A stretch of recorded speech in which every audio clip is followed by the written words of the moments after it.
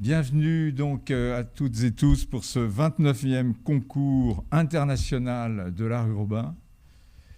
Bienvenue aux participants. Tout le monde n'est pas là, mais je sais qu'on va se partager entre certains qui sont en visio et d'autres qui ont fait le plaisir de se retrouver ici aujourd'hui.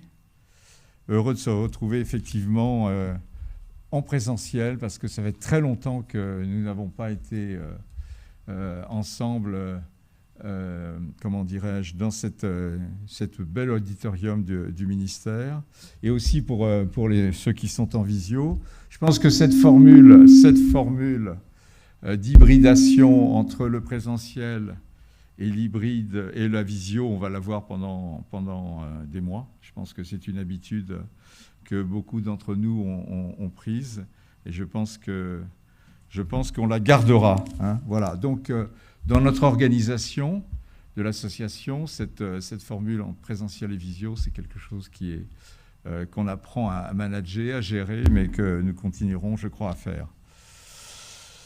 Donc, un mot sur ce préalable, qui est que cette association, ça fait 2 ans, comme beaucoup d'associations, nous avons eu des difficultés avec la Covid, mais nous avons gardé notre activité en visio, et l'association est bien vivante et elle est surtout heureuse de poursuivre ces activités qui ont été engagées par Robert Max Antony dès 1983, donc, et puis présidée par Roland Pellet dès 2016.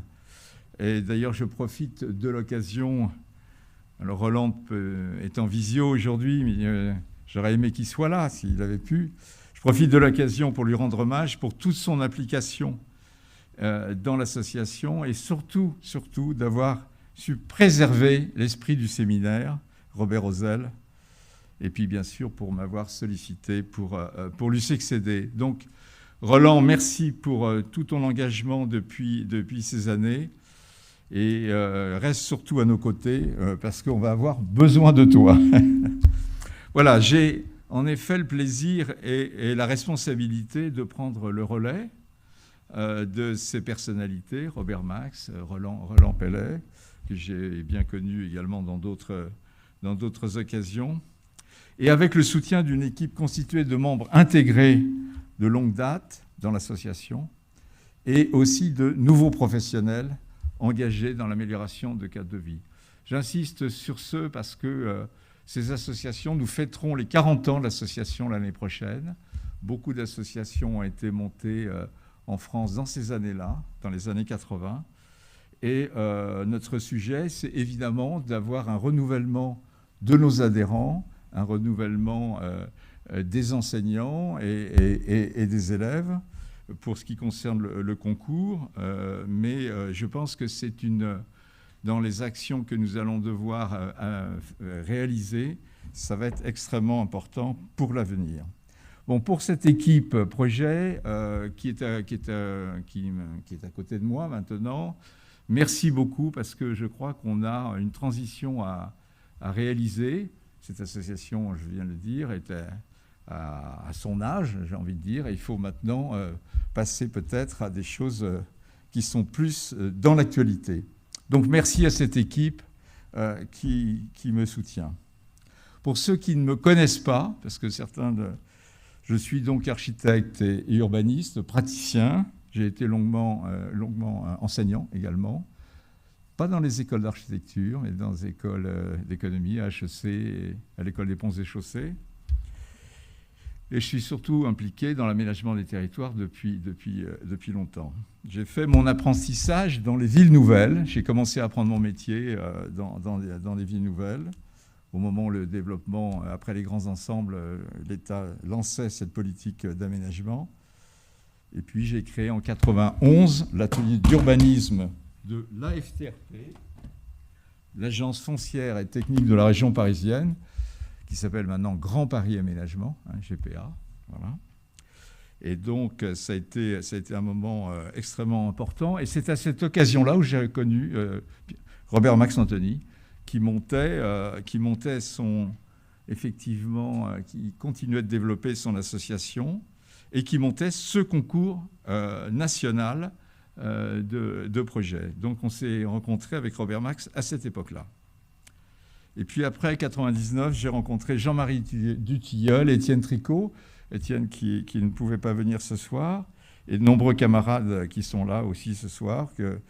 Et nous avons développé un gros bureau d'ingénierie et d'architecture qui s'appelle AREP, filiale du groupe SNCF, et nous avons développé des grands projets d'aménagement autour des gares et autour du ferroviaire. Mais revenons au concours international, dont le premier prix, dont le premier fut créé en 2002.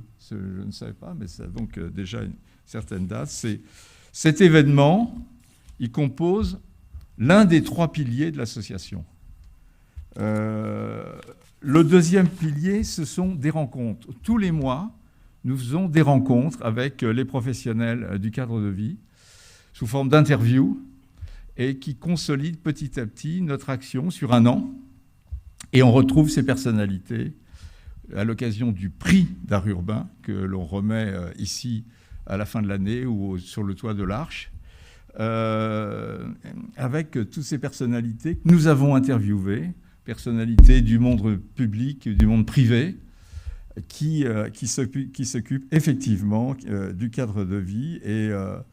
Et dorénavant, donc, cette table ronde que nous avons mis en place maintenant depuis 2 ans préfigure également la remise du prix dans la même journée. Le matin, nous avons cette table ronde et l'après-midi, nous remettons ces prix d'art urbain, dits d'art urbain, sur le thème sur lequel nous travaillons chaque année. Et c'est sur ce thème-là que les étudiants, les enseignants travaillons pour le concours et les bourses que nous allons remettre tout à l'heure aux uns et aux autres. Donc, ce concours international, c'est, comme je disais, un des 3 pieds de l'association. Mais avant d'introduire le thème du concours international et de bourse de cette année, je voudrais que nous puissions quand même avoir une pensée pour le peuple ukrainien, et particulièrement pour nos amis enseignants et étudiants, qui dès 2006 ont participé à notre concours, et qui encore en 2020, j'ai appris ça récemment, ont contribué à la réflexion d'un grand pôle d'échange à Odessa, sur le thème des nouvelles mobilités. L'actualité nous oblige. Merci pour eux. Je pense que vraiment, on ne pouvait pas les oublier.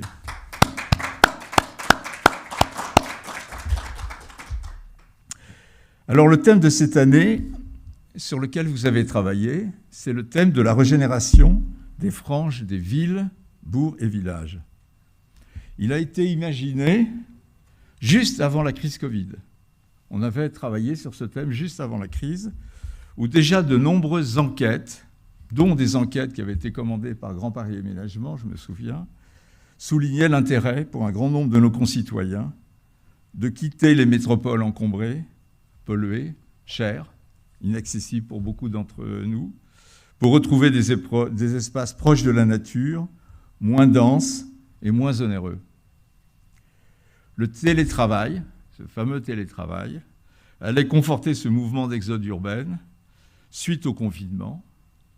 Et les franges territoriales, qu'elles soient régionales ou urbaines, ont continué depuis à accueillir un déplacement de certaines populations, mais aussi d'entreprises et de services pour lesquels habiter et se développer dans la ville dense devenait impossible. Donc, comment les territoires allaient-ils répondre à ce mouvement ? Comment les équipes projets allaient-elles proposer des solutions, voire des méthodes pour y répondre ? C'est tout l'enjeu du thème sur lequel vous avez travaillé et qui fait suite à celui des mobilités pour tous que nous avions engagé en 2019 et 2020.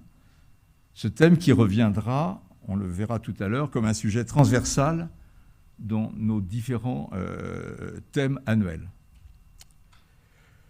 Voilà, donc le déroulement de ce concours, donc un dépliant a dû être préparé pour expliquer ce qu'il en est. Et je vais laisser Aude Vaspart, l'architecte qui s'est occupé donc de ce concours pour l'association, nous en expliquer l'organisation, et nous nous retrouverons pour la remise des prix tout à l'heure. Merci Aude en tout cas.